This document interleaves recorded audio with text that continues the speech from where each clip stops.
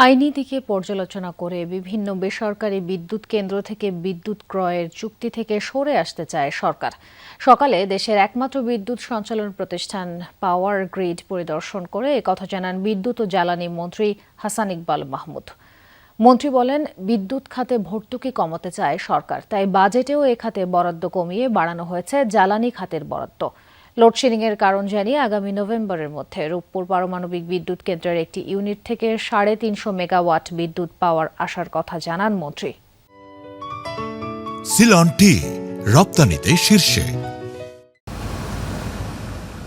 দেশের বিদ্যুৎ সংকট মোকাবেলায় ২০১১ সালের পর থেকে বেসরকারি পর্যায়ে ছোট বড় প্রায় শতাধিক বিদ্যুৎ কেন্দ্রের লাইসেন্স দেয় তৎকালীন আওয়ামী লীগ সরকার। চুক্তি অনুযায়ী এসব কেন্দ্রগুলোতে বিদ্যুৎ উৎপাদন না হলেও একটি নির্দিষ্ট পরিমাণ অর্থ পরিশোধে বাধ্য সরকার, যা ক্যাপাসিটি চার্জ নামে পরিচিত।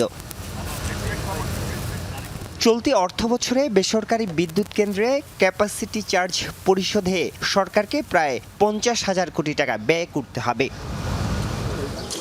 সকালে বিদ্যুৎ সঞ্চালন প্রতিষ্ঠান পিজিবি পরিদর্শনে যান বিদ্যুৎ ও জ্বালানি মন্ত্রী। এ সময় তিনি জানান, বিগত সরকারের অনিয়ম দুর্নীতির বোঝা এখনও এই সরকারকে বইতে হচ্ছে। Contract is backed by the sovereign guarantee, you have to understand that. সরকার চাইলেই, নতুন সরকার চাইলেই স্ক্র্যাপ করে দিতে পারে না।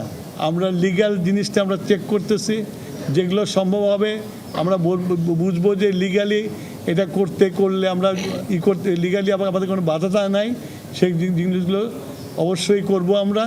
মন্ত্রী জানান, আগামী নভেম্বরের মধ্যে রূপপুর পারমাণবিক বিদ্যুৎ কেন্দ্রের একটি ইউনিট থেকে প্রায় ৩৫০ মেগাওয়াট বিদ্যুৎ জাতীয় গ্রিডে যুক্ত হবে।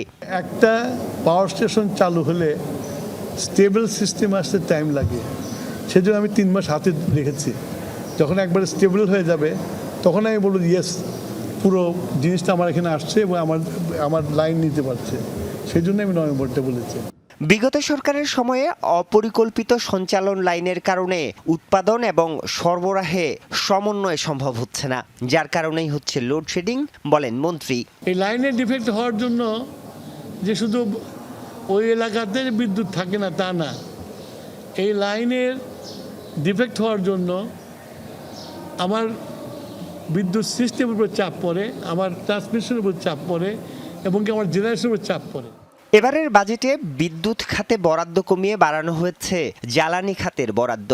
বিদ্যুৎ খাতের ভর্তুকি কমানোর পরিকল্পনা থেকেই এমন সিদ্ধান্ত বলে জানান মন্ত্রী। ৩০ সালের মধ্যে ৫,০০০ মেগাওয়াট রিনিউয়েবল এনার্জি আনবো আমরা। আরিফুর রহমান সবুজ, যমুনা নিউজ, ঢাকা।